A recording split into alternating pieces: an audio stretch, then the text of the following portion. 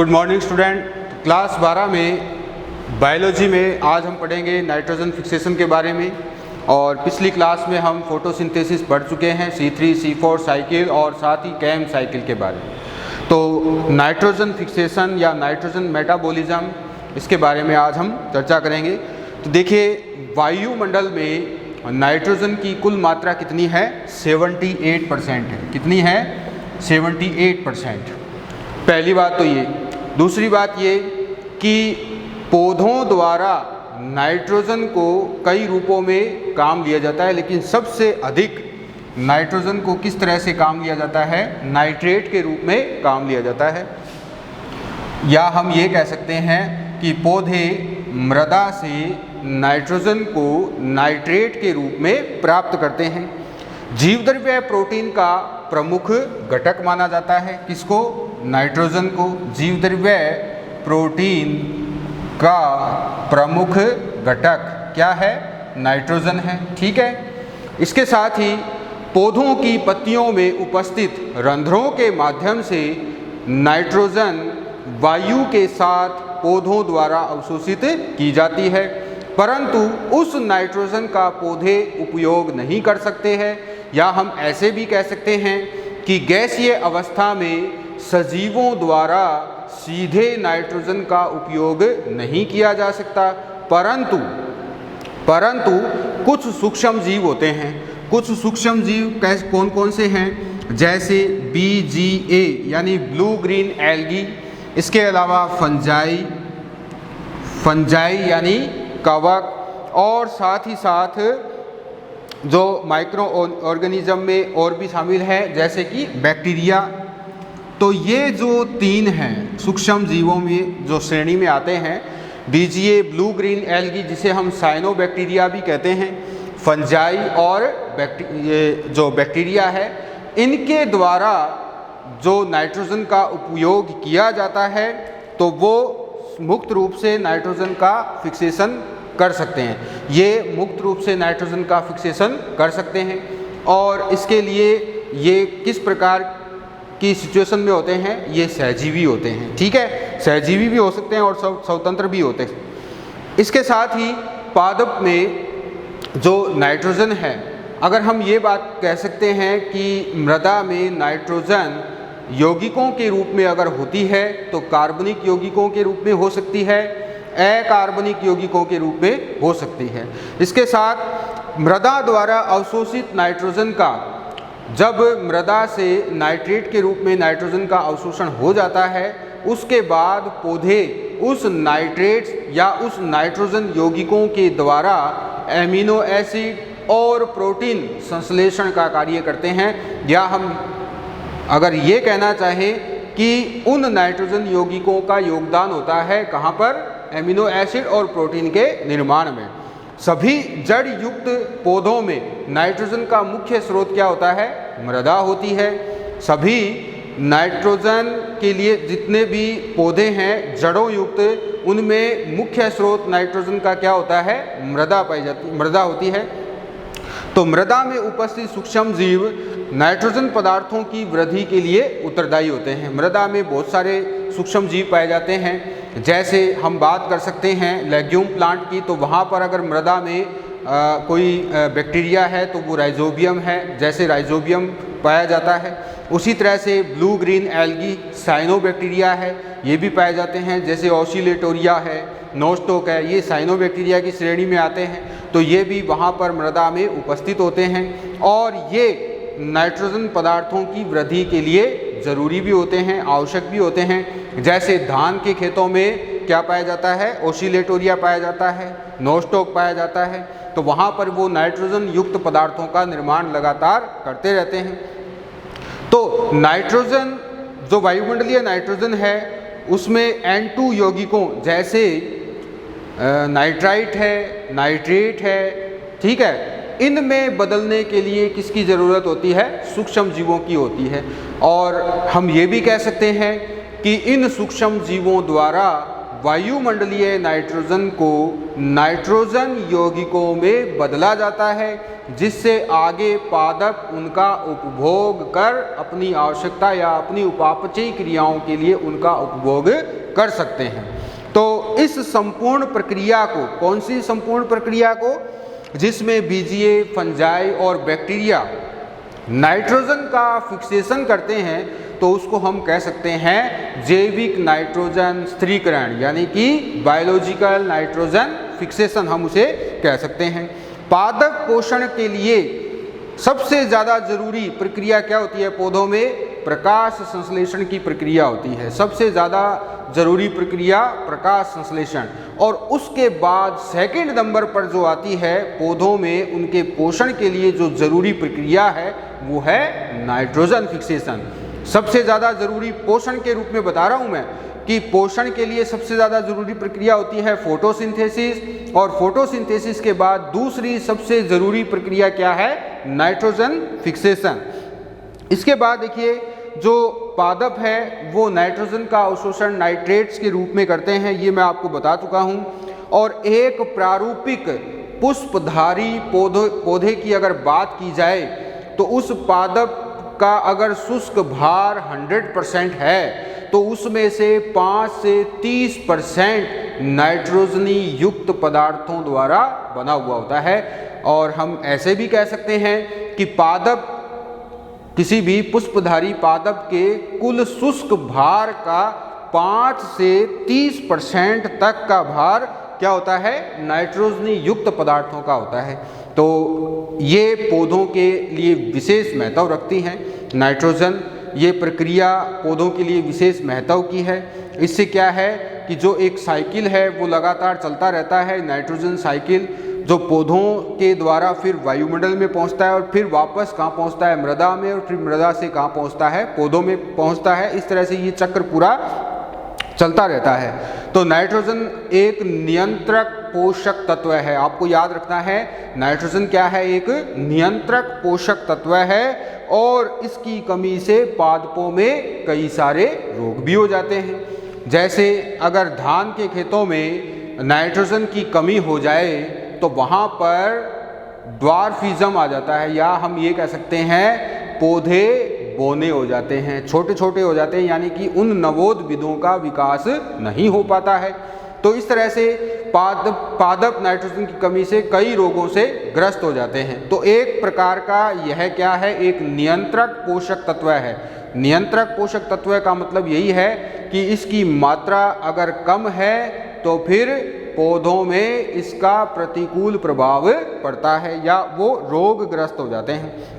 अब देखिए, nitrogen metabolism क्या है? नाइट्रोजन मेटाबॉलिज्म को हम हिंदी में कहते हैं नाइट्रोजन उपापचय। ये क्या है? तो पौधों के अंदर और बाहर, देखिए अंदर और बाहर इसको समझना जरूरी है। बाहर कहाँ होती है प्रक्रिया? बाहर होती है मृदा में, जहाँ पर सूक्ष्म जीव क्या करते हैं? वायुमंडलीय नाइट्रोजन को सरल नाइट्रोजन यौगिकों में बदल देते हैं, कन्वर्ट कर देते हैं। अब सरल नाइट्रोजन यौगिक जैसे नाइट्रेट है, ठीक है, तो एक प्रक्रिया तो ये हो गई जिसमें बाहर सरल नाइट्रोजन यौगिकों में बदला जाता है जटिल नाइट्रोजन यौगिकों को, या वायुमंडलीय नाइट्रोजन को सरल नाइट्रोजन यौगिकों में चेंज किया जाता है। पहली प्रक्रिया तो ये हो गई। दूसरी प्रक्रिया में क्या होता है? पौधे उस नाइट्रोजन को अवशोषित करते हैं। कौन सी नाइट्रोजन को? जिसे सूक्ष्म जीवों ने सरल नाइट्रोजन यौगिकों में बदला है, उनको पौधे क्या करते हैं? मृदा से अवशोषित करते हैं, जैसे नाइट्रेट के रूप में अवशोषित करते हैं। अवशोषित करने के बाद फिर वो नाइट्रेट कहाँ पहुँचती है? कोशिकाओं में पहुँचती है। वहाँ पर जो जीवद्रव्य प्रोटीन है उसका प्रमुख घटक बन जाता है। ये नाइट्रेट या ये नाइट्रोजन उसका एक प्रमुख घटक बन गया। साथ ही साथ न्यूक्लिक एसिड का निर्माण होता है, एंजाइमों की सक्रियता होती है, ठीक है, एमिनो एसिड का निर्माण होगा, न्यूक्लिक एसिड का निर्माण होगा, प्रोटीन का निर्माण होगा। ये सारे क्या हैं? ये हैं जटिल पदार्थ, ठीक है। तो पहली प्रक्रिया में जटिल से सरल बना बाहर, यानी कि पौधे के बाहर के वातावरण में। वायुमंडलीय नाइट्रोजन को पौधे के बाहर के वातावरण में वायुमंडलीय नाइट्रोजन को सरल नाइट्रोजन यौगिकों में बदला जाता है। उसके बाद पौधे उसका अवशोषण करते हैं। फिर वो नाइट्रोजन कहाँ पहुँचती है? पौधे के भीतर उनकी कोशिकाओं में पहुँचती है। वहाँ पर कई प्रकार के जटिल पदार्थों का निर्माण इस सरल नाइट्रोजन यौगिक द्वारा किया जाता है, जैसे न्यूक्लिक एसिड, जैसे प्रोटीन, ठीक है, एमिनो एसिड। तो एक प्रक्रिया ये हो गई। ये प्रक्रिया कहाँ हुई है? ये अंदर हुई है, ठीक है। और इन दोनों प्रक्रियाओं को सम्मिलित रूप से हम क्या कहते हैं? नाइट्रोजन उपापचय कहते हैं। बाहर जो प्रक्रिया हुई है वो भी, और अंदर पौधे के जो प्रक्रिया हुई है वो भी, इन दोनों को सम्मिलित रूप से हम क्या कहेंगे? नाइट्रोजन उपापचय कह सकते हैं। तो पौधों के भीतर और बाहर घटित महत्वपूर्ण और श्रृंखलाबद्ध रासायनिक परिवर्तन हम इसे कह सकते हैं। तो इसकी परिभाषा एक बार हम देख लेते हैं। नाइट्रोजन उपापचय किस तरह से हम इसको परिभाषित कर सकते हैं कि पौधों के भीतर या बाहर घटित महत्वपूर्ण और श्रृंखलाबद्ध रासायनिक परिवर्तन जिसके द्वारा सरल नाइट्रोजन प्रारूपों से जटिल नाइट्रोजनी पदार्थों का निर्माण किया जाता है, ठीक है। ये तो हो गई अंदर। और दूसरी ओर जटिल कार्बनिक नाइट्रोजन खाद्य पदार्थों द्वारा सरल नाइट्रोजन खाद्य पदार्थों का निर्माण किया जाता है। और इन दोनों ही बड़ी घटनाओं को हम क्या कहते हैं? नाइट्रोजन उपापचय कहते हैं। तो परिभाषा सुनने में आपको थोड़ी मुश्किल लग सकती है, लेकिन सरल रूप में भी मैं आपको इसे बता चुका हूँ कि पौधे के बाहर या वायुमंडल में या वातावरण में या वातावरणीय नाइट्रोजन को सूक्ष्म जीवों द्वारा मृदा में सरल नाइट्रोजन यौगिकों में बदला जाता है। फिर पौधे उसका अवशोषण नाइट्रेट के रूप में या अन्य यौगिकों के रूप में करते हैं। उसके बाद वो नाइट्रेट कहाँ पहुँचती है या नाइट्रोजन यौगिक कहाँ पहुँचते हैं? कोशिकाओं में। कोशिकाओं में पहुँचकर वो जटिल पदार्थों का निर्माण करते हैं। इस संपूर्ण प्रक्रिया को हम क्या कहेंगे? नाइट्रोजन उपापचय कह सकते हैं। इसके बाद देखिए, पादप 4 प्रकार से, कितने प्रकार से? 4 प्रकार से नाइट्रोजन का उपयोग कर सकते हैं, या 4 प्रकार से या 4 प्रकार के नाइट्रोजन युक्त यौगिकों का, ठीक है, ऐसे भी बोल सकते हैं, क्योंकि वायुमंडलीय नाइट्रोजन सरल में बदलेगी। तो वो कौन कौन से रूप हैं? देखिए, पहला तो है नाइट्राइट, दूसरा है नाइट्रेट, ये तो हो गया नाइट्राइट, और दूसरा क्या हो गया? नाइट्रेट। सबसे ज़्यादा जो है वो पौधे नाइट्रेट का अवशोषण करते हैं। पहली बात तो ये आपको याद रखना है, पौधे नाइट्रेट का सबसे ज़्यादा अवशोषण करते हैं। अगर बात की जाए नाइट्रोजन किस रूप में पौधों में पहुंचता है, तो सबसे ज़्यादा किस रूप में पहुंचता है? नाइट्रेट के रूप में। इसके बाद आता है अमोनिया युक्त यौगिक, तीसरा ये है। कुछ नाइट्रोजन अमोनिया युक्त यौगिकों के रूप में भी पौधे के अंदर पहुंचती है। और चौथा है N2 युक्त कार्बोनिक यौगिक युक्त कार्बनिक यौगिक। और कुछ रूप कैसे होते हैं? नाइट्रोजन युक्त कार्बनिक यौगिकों के रूप में भी नाइट्रोजन पौधों में पहुंचती है। तो पौधों द्वारा नाइट्रोजन के उपयोग से विभिन्न कार्बनिक यौगिकों का निर्माण होता है, जैसे प्रोटीन मैंने बताया, एमिनो एसिड। तो इनका निर्माण किससे होता है? नाइट्रोजन के उपयोग से होता है। कुछ सूक्ष्म जीव नाइट्रोजन का फिक्सेशन करते हैं, और इस प्रकार स्थिरीकृत जो फिक्स्ड जो नाइट्रोजन है वो विभिन्न प्रक्रियाओं द्वारा पुनः वातावरण के दूसरे जीवों के उपयोग के लिए मुक्त हो जाती है। यानी अंदर पौधे के प्रोसेस चलेगा, उसके बाद नाइट्रोजन रिलीज हो जाएगी, बाहर निकल जाएगी, और फिर वो चक्र में दोबारा आ जाएगी। फिर से सूक्ष्म जीव, क्योंकि वायुमंडलीय नाइट्रोजन के साथ वो मिलकर के फिर से सूक्ष्म जीवों के पास पहुंचेगी। तो इस तरह से ये चक्र चलता रहता है, और इस संपूर्ण चक्र को हम क्या कहते हैं? N2 साइकिल कहते हैं। अब N2 साइकिल जो है वो 4 प्रकार से होता है, या हम ये कह सकते हैं कि N2 साइकिल 4 चरणों में होता है। कितने चरणों में होता है? 4 चरणों में। पहला है नाइट्रोजन फिक्सेशन। पहला चरण क्या है इसका? Nitrogen fixation. दूसरा है अमोनियाकरण। दूसरा चरण क्या है इसका? एमोनिफिकेशन। ये दूसरा चरण है, यानी अमोनियाकरण। ये दूसरा चरण है। पहला चरण नाइट्रोजन का स्थिरीकरण, दूसरा चरण है एमोनिफिकेशन, और तीसरा जो है इसका वो है नाइट्रिफिकेशन, या हम इसे कहते हैं नाइट्रीकरण। और चौथा क्या है इसमें? चौथा है डी नाइट्रीफिकेशन, यानी विनाइट्रीकरण। तो N2 फिक्सेशन, जो N2 साइकिल है वो प्रकृति में कितने रूप में या कितने चरणों में संपन्न होता है? 4 चरणों में संपन्न होता है। सबसे पहले नाइट्रोजन फिक्सेशन, दूसरा अमोनीकरण जो है वो है अमोनिफिकेशन, तीसरा नाइट्रिफिकेशन, और चौथा है विनाइट्रिफिकेशन। विनाइट्रिफिकेशन का मतलब यही है कि नाइट्रोजन मुक्त हो जाती है। ठीक है, अब पहले हम बात करेंगे नाइट्रोजन फिक्सेशन की। पहले हम इसके बारे में जानेंगे नाइट्रोजन फिक्सेशन क्या है। देखिए, नाइट्रोजन किस रूप में मिलता है पौधे को? NO3-, ठीक है, यानी कि नाइट्रेट। और वैसे क्या है ये? वैसे है ये 2 नाइट्रोजन जो है वो त्रिसंयोजी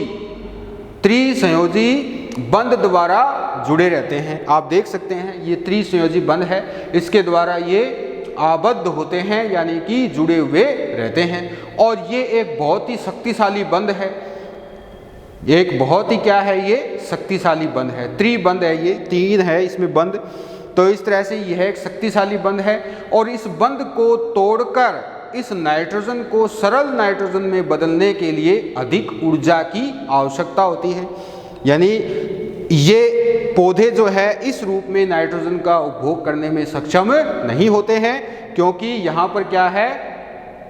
जो त्रिबंध है वो पाया जाता है, और वो बहुत ही प्रबल सहसंयोजी बंध होता है। और इसे तोड़ने के लिए या इस नाइट्रोजन को सरल नाइट्रोजन में बदलने के लिए किसकी आवश्यकता होती है? बहुत ज़्यादा ऊर्जा की आवश्यकता होती है। तो N2 फिक्सेशन की प्रक्रिया का सबसे पहले अध्ययन, नाइट्रोजन फिक्सेशन का सबसे पहले अध्ययन किसने किया था? वाइनोग्रेस्की ने किया था। किसने किया था? वाइनोग्रेस्की ने किया था 1891 में और 94 में। देखिए, 1891 में इसने नाइट्रोजन फिक्सेशन के बारे में बताया था कि होता है, लेकिन 1894 में इसने क्लोस्ट्रीडियम बैक्टीरिया के साथ प्रयोग किया था और सूक्ष्म जीवों की भूमिका के बारे में बताया था। किसमें? नाइट्रोजन फिक्सेशन में सूक्ष्म जीवों की क्या भूमिका होती है, इसके बारे में बताया था। तो आणविक या वायुमंडलीय नाइट्रोजन का रूपांतरण इसके अवशोषण योग्य लवणों में करके नाइट्रोजन युक्त कार्बनिक पदार्थों के निर्माण के उपयोग करने की प्रक्रिया N2 फिक्सेशन क्या कहलाती है? वायुमंडलीय नाइट्रोजन का उपयोग किया जाता है, पहली बात तो ये, यानी वायुमंडलीय नाइट्रोजन का रूपांतरण किया जाता है कुछ लवणों में, ठीक है, पहली बात। और उन लवणों का फिर आगे सरल नाइट्रोजन यौगिकों का निर्माण करने में उपयोग किया जाता है। दूसरी बात, फिर उन सरल नाइट्रोजन यौगिकों का निर्माण होने के बाद पौधे उनका उपयोग करते हैं। 3 बात, ठीक है, ये 3 बातें इसके अंदर इंपॉर्टेंट है। सबसे पहले वायुमंडलीय नाइट्रोजन का रूपांतरण होता है लवणों में या अवशोषण करने योग्य लवणों में होता है, और उसके बाद उसका उपयोग किया जाता है। तो इस प्रकार से इस पूरी प्रक्रिया को हम कहते हैं नाइट्रोजन फिक्सेशन। नाइट्रोजन स्थिरीकरण जो है वो 2 प्रकार का होता है। पहला है एबायोलॉजिकल N2 फिक्सेशन, यानी कि अजैविक का मतलब यही है कि सजीवों की इसमें भूमिका नहीं होती है, या सजीव जैसे सूक्ष्म जीव हमने पढ़ा है, तो सूक्ष्म जीवों की इसके अंदर कोई भूमिका नहीं होती है। ये होता कैसे है? देखिए, वातावरणीय कारकों के प्रभाव से क्या होता है, अजैविक नाइट्रोजन फिक्सेशन होता है। वातावरणीय कारकों में कौन कौन से कारक शामिल हैं, जैसे बादलों की गर्जना है, ठीक है, और बादलों की जब गर्जना होती है तो बहुत तापमान बढ़ जाता है, पहली बात ये। दूसरा बिजली चमकना, ठीक है, ये दूसरा कारण है बिजली चमकने से भी।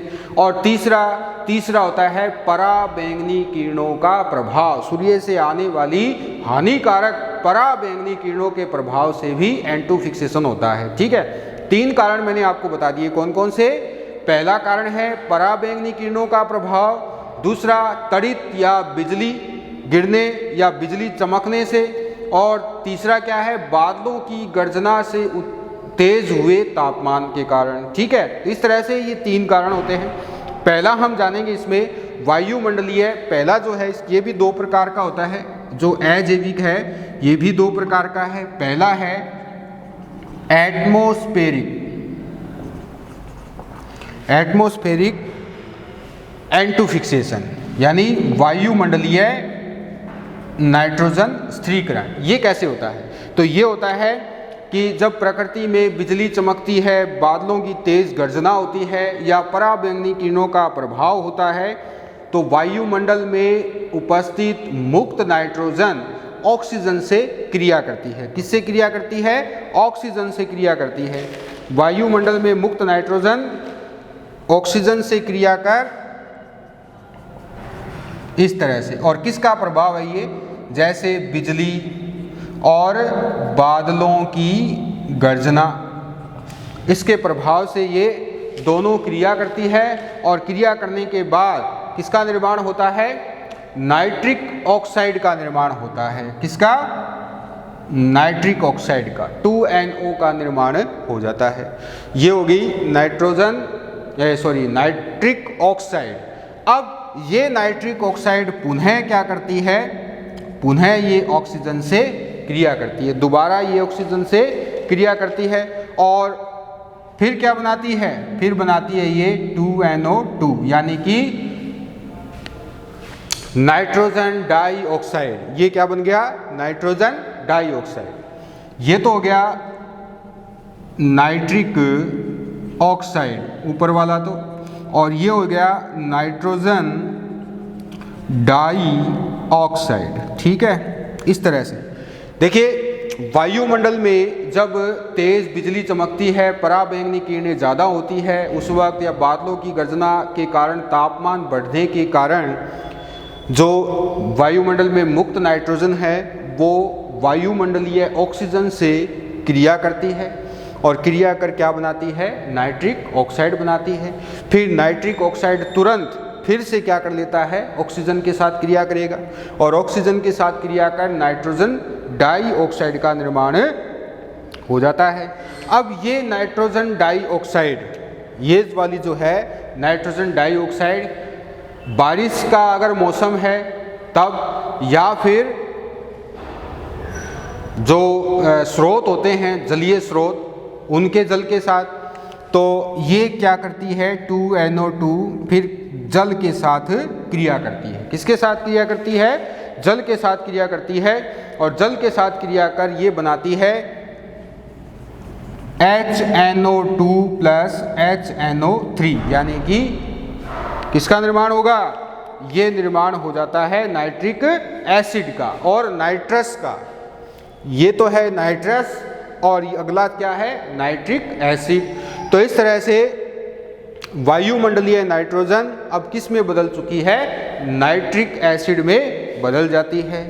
तो जब ये नाइट्रिक एसिड में बदल जाती है तब क्या होता है, नाइट्रिक एसिड वर्षा के जल के साथ मृदा में चला जाता है, और जब वर्षा के जल के साथ मृदा में जाता है तो वहाँ पर अब नाइट्रोजन किस रूप में उपलब्ध है, नाइट्रिक एसिड के रूप में उपलब्ध है, और ये नाइट्रिक एसिड फिर आगे मृदा में उपस्थित क्षारीय पदार्थों के साथ क्रिया करता है, और क्षारीय पदार्थों के साथ क्रिया कर सरल नाइट्रेट में बदल जाता है। यानी कि किस में बदल जाएगा, ये आगे ये बदल जाएगा NO3- में, यानी कि अवशोषण योग्य लवणों में बदल जाएगा, और फिर पौधे इस नाइट्रेट का अवशोषण करते हैं और फिर आगे जटिल पदार्थों का निर्माण करते हैं। तो पहला तो ये हो गया।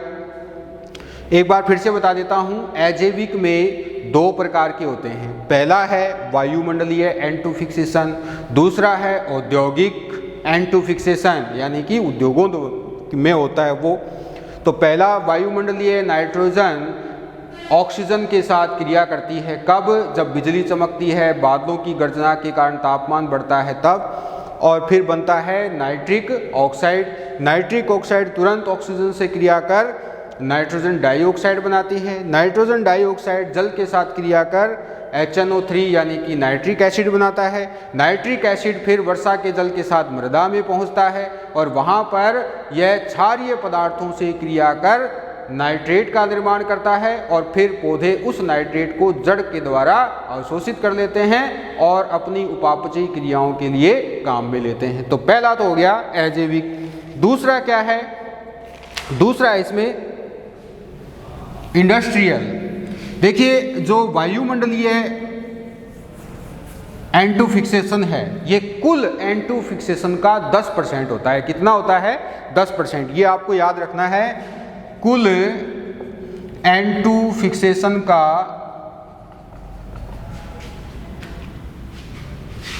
वायुमंडलीय N2 फिक्सेशन, कुल N2 फिक्सेशन का कितने % होता है? 10% होता है। ये आपको याद रखना है। ये मतलब एक तरह से जनरल नॉलेज का ही है क्वेश्चन कि वायुमंडलीय नाइट्रोजन फिक्सेशन की मात्रा या प्रतिशत मात्रा कितनी होती है? 10% होती है कुल नाइट्रोजन फिक्सेशन की, जो कि प्रकृति में होता है उसकी। दूसरा आता है औद्योगिक N2 फिक्सेशन। अगला है नंबर 2, औद्योगिक industrial N2 fixation. Industrial N2 fixation यानी औद्योगिक N2 फिक्सेशन।